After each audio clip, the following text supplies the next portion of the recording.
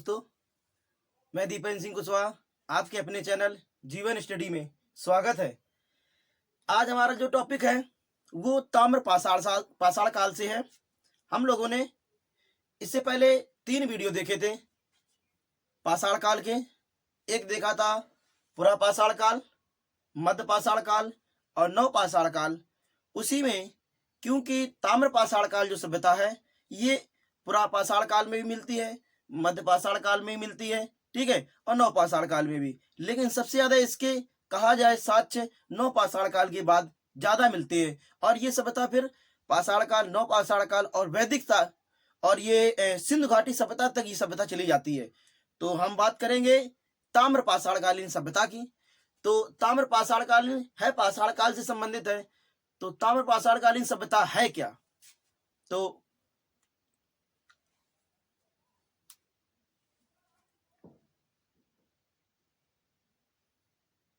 नमस्कार दोस्तों, मैं दीपेंद्र सिंह कुशवाहा आपके अपने चैनल जीवन स्टडी में स्वागत है।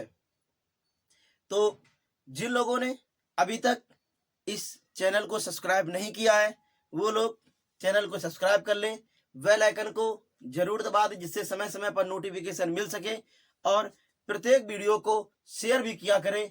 और अधिक से अधिक आप लोग कोशिश करें जितने भी वीडियो आ रहे हैं उन वीडियो का अपने पास एक नोट बनाते जाएं, जिससे आप व्यवस्थित क्रम से पढ़ते जाएंगे और आगे आपके यही नोट पेपर में काम आएंगे, जिससे आप रिवीजन कर सकेंगे। जब पेपर के दौरान आप ऐसे वीडियो देखते रहेंगे तो वीडियो देखने से आपको नॉलेज तो मिलेगी, कुछ ही समय तक वो नॉलेज रहती है, लेकिन क्या होता है वो नॉलेज कुछ थोड़ी देर बाद वो निकल जाएगा, दिमाग से निकल जाता है ज्ञान। तो जब आप उसको नोट डाउन कर लेते हैं अपनी कॉपी में तो वो थोड़ा स्टेबल रहता है। तो वह सबसे आग्रह है, ठीक है, सबसे आग्रह है कि इस वीडियो को पूरा देखा करें और पूरा नोट डाउन किया करें। तो हम लोग आज बात करेंगे ताम्र पाषाण काल की। तो ताम्र पाषाण काल में है क्या? जो पाषाण काल थे, इससे पहले पाषाण काल के 3 वीडियो थे, पुरा पाषाण काल, मध्य पाषाण काल और नव पाषाण काल। आगे आज हम बात करेंगे ताम्र पाषाण काल। ताम्र पाषाण काल जो आता है ये नव पाषाण काल के बाद ही साक्ष्य मिलते हैं।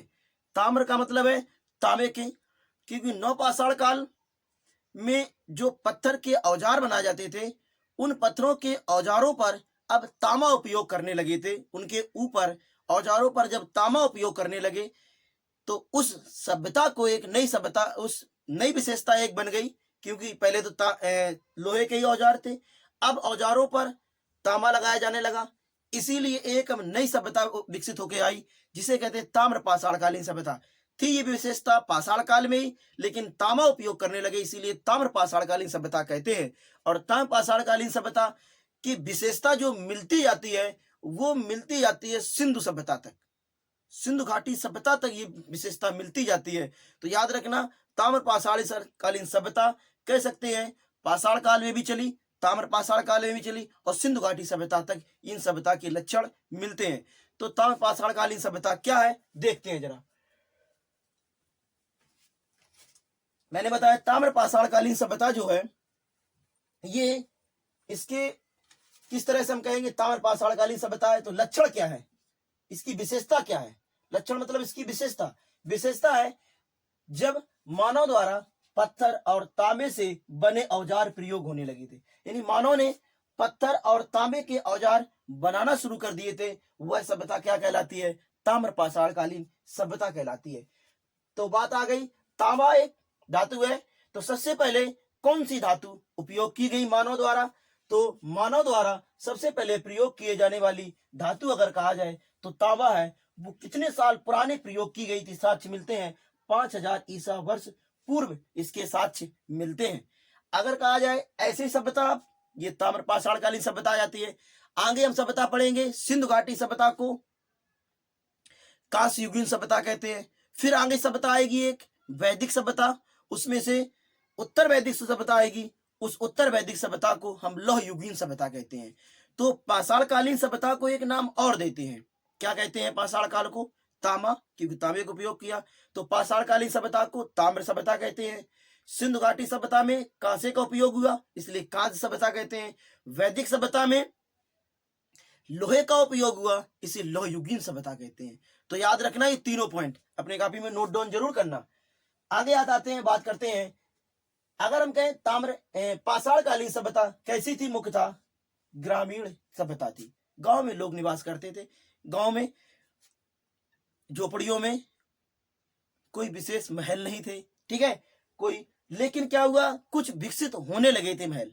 कैसे? क्योंकि अभी हम बताएंगे कौन से दो स्थान है, वो मिलेगा दैमाबाद और इनाम गांव। दैमाबाद और इनाम गांव में, दैमाबाद और इनाम गांव में नगरीकरण की प्रक्रिया प्रारंभ हो गई थी। यानी कह सकते हैं पाषाण काल के कैसे कौन से दो साक्ष्य नगर मिलते हैं जहां पर क्या दैमाबाद और इनाम गांव से नगरीकरण की व्यवस्था शुरू हो गई। और हम जैसे सिंधु घाटी सभ्यता पढ़ते हैं तो हम कहते हैं वो नगरी सभ्यता थी। सिंधु घाटी सभ्यता एक नगरी सभ्यता थी, तो यहीं से वो विकसित होती गई और सिंधु घाटी सभ्यता तक वो नगरी हो गई। तो अगर कहें ये सभ्यता कैसी थी, ग्रामीण सभ्यता थी। अगर कहा जाए, मैंने कहा औजार कैसे थे, तो मैंने बता ही दिए। पत्थर पर जब तांबा का प्रयोग करने लगे थे तो वो औजार, अब औजार किसके बनाए जाने लगे, औजार तो पत्थर ही के थे, नुकीले भी थे, धारदार थे, फलकदार थे, ठीक है। लेकिन क्या होता था, उनके नुकीलों पर, धार पर तांबे का उपयोग किया जाने लगा था। तो ये औजार हो गए। अगर कहा जाए इसके स्थान कौन कौन से हैं, तो इस सभ्यता के अंतर्गत तीन संस्कृतियां मिलती हैं। एक मालवा संस्कृति, एक जोरवे संस्कृति, एक गणेश्वर संस्कृति। कौन कौन सी? मालवा संस्कृति, जोरवे संस्कृति और गणेश्वर संस्कृति। तो ये तीन संस्कृति मिलती हैं। इन्हीं तीन संस्कृतियों में अगर कहा जाए मालवा संस्कृति कहां, मध्य प्रदेश में, जोरवे संस्कृति कहां पर मिली, महाराष्ट्र में, गणेश्वर संस्कृति मिली राजस्थान में। अगर हम कहें मालवा संस्कृति के साक्ष्य कहां कहां से मिले, तो मालवा संस्कृति के साक्ष्य देखे जरा, तो मालवा संस्कृति के साक्ष्य मध्य प्रदेश के तीन स्थानों से, चार स्थानों से मिले। एक आता है काइथा से, एरण से, मालवा से ही और नौदा टोली से। तो याद रखना, अगर कहा जाए कायथा और एरण, कायथा और एरण जो मालवा संस्कृति के जो स्थल है, यहां पर सबसे प्राचीन बस्तियों के साक्ष्य मिलते हैं। सबसे प्राचीन बस्तियों के साक्ष्य कहां से मिलते हैं, कायथा से और एरण से। जबकि मालवा से ताम्रपाषाण, जो ताम्रपाषाण पढ़ रहे हैं, इसी ताम्रपाषाण के सबसे प्रथम साक्ष्य कहां से मिलते हैं, मालवा संस्कृति से मिलके। अगर हम कह सकते हैं इन तीनों संस्कृतियों में पहले कौन संस्कृति आई होगी, तो पक्का है मालवा संस्कृति पहले संस्कृति आई होगी। इसके बाद में अगर कहें नौदा टोली से क्वेश्चन आया है, नौदा टोली की खोज का क्वेश्चन आया है। नौदा टोली की खोज किसने की थी, तो याद रखना एच.डी. सांकलिया ने की थी।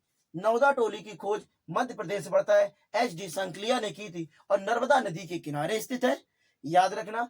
और यहां से गेहूं, धान और दाल आदि के खेती के साक्ष्य मिलते हैं।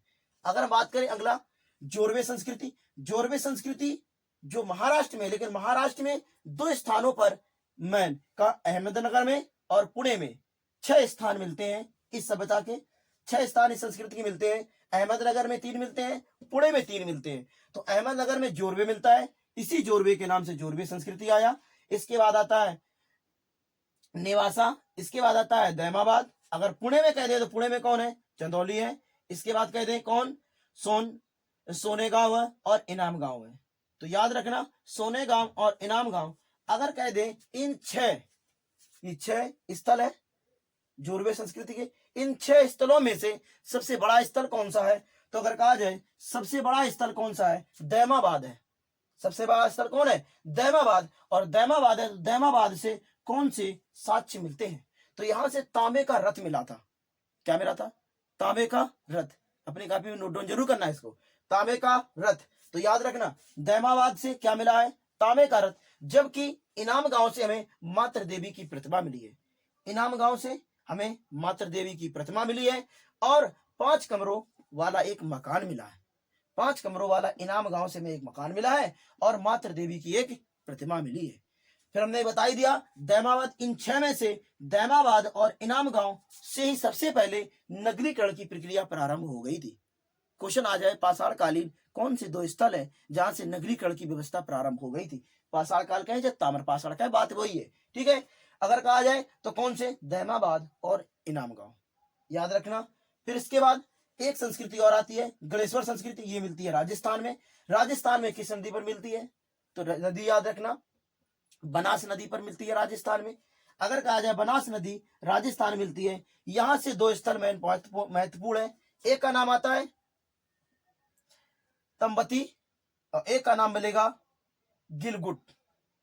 तंबटी और गिलगुट दोनों ऐसे स्थल हैं राजस्थान वाले गणेश्वर संस्कृति से, जहां से दोनों स्थान ताबे के केंद्र माने जाते थे। यहाँ पर ताबे के साथ सबसे ज्यादा मिले, तो ताबे के केंद्र माने गए ये दोनों ही राजस्थान के।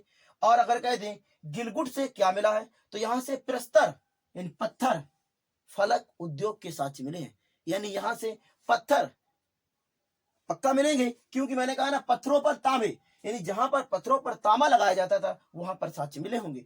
तो प्रस्तर यानी पत्थर फलक उद्योग के साक्ष्य मिले हैं। कहां से मिले हैं? तो याद रखना गिलगुट से मिले हैं। और ये कौन सी संस्कृति का हिस्सा है? गणेश्वर संस्कृति। कहां से? राजस्थान से। एक और पॉइंट आता है, वो मिलता है आपको, एक मिलेगा, मैंने कहा ना मध्य प्रदेश में मैंने आपको 3 स्थल बताए, 4 स्थल बताए थे। एक बताया था कायथा बताया था, एक एरड़ बताया था, मालवा बताया था, नौदा टोली बताया था।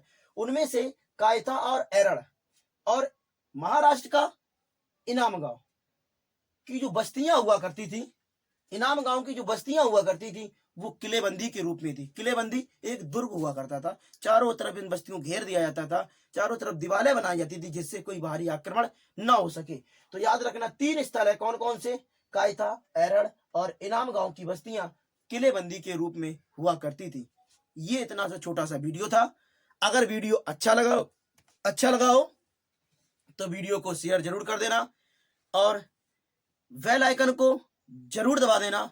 और जो नीचे लाल बटन दिख रही है सब्सक्राइब की, अगर नहीं किया है तो जरूर सब्सक्राइब कर देना। और शेयर अगर ना किया हो तो शेयर करना और कमेंट करके जरूर बताना कैसा लगा वीडियो। जय हिंद।